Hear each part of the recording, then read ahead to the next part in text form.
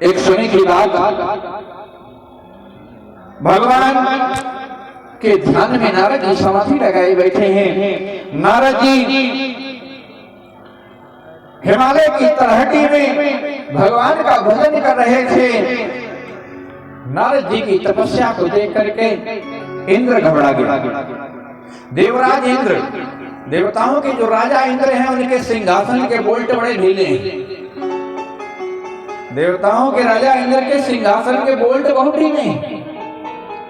अगर कोई जरा सी भी पूजा करे, भजन करे, तपस्या करे तो इंद्र का सिंहासन डोलने लगता है।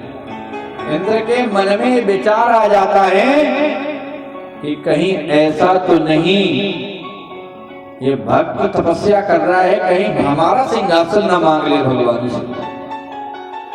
नारद जी तपस्या कर रहे हैं। इंद्र के मन में विचार आ गया कि अगर देवर्षि इंद्र ने हमारा सिंहासन मांग लिया तो हम तो पैदल हो जाएंगे। महाराज नारद जी की तपस्या को भंग करने के लिए देवराज इंद्र ने कामदेव को बुलाया और कामदेव से कहा, कामदेव तुम जाकर के नारद जी की तपस्या को भंग करो। नारद जी की तपस्या को भंग करने के लिए कामदेव से निवेदन किया।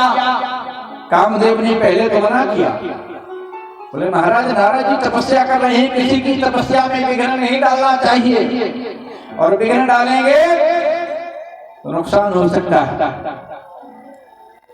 लेकिन देवराज इंद्र ने जब ज्यादा कहा, कामदेव तैयार हो गया। कामदेव ने अपने हाथ में धनुष बाण लिया। कामदेव के हाथ में देखो राम और काम, राम और काम बड़ी समानता है। राम आ मा तीन अक्षर राम में, और काम का आ मा काम में भी तीन अक्षर। राम के हाथ में भी धनुष बाण है और कामदेव के हाथ में भी धनुष बाण है। काम कुसुम धनुषाय कलीने, काम के हाथ में फूलों का धनुष बाण है। समानता भी बहुत है और अंतर है तो अंतर भी बहुत है। जहां राम तहां काम नहीं, जहां काम तहां राम। जहां राम है, कामदेव जब आता है तो कामदेव भजन नहीं करने देता, पूजा नहीं करने देता, भजन पूजा में विघ्न डालता है, अपनी माया फैलाता है। लेकिन जब राम हृदय में बसे हैं तो काम कुछ नहीं बिगाड़ पाता। जहां राम तहां काम नहीं, जहां काम तहां राम।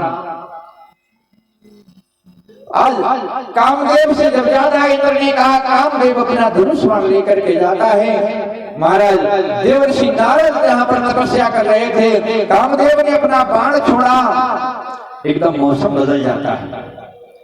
बसंत ऋतु जैसी आ जाती है, चारों तरफ शीतल मंद सुगंध हवा बहने लगी,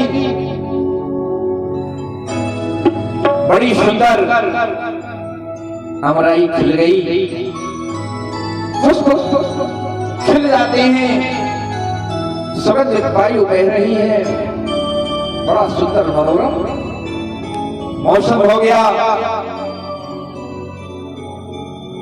देवर्षि नारद भजन में बैठे, सुंदर सुंदर फूलों की खुशबू आ रही है, मन में आनंद तो हुआ।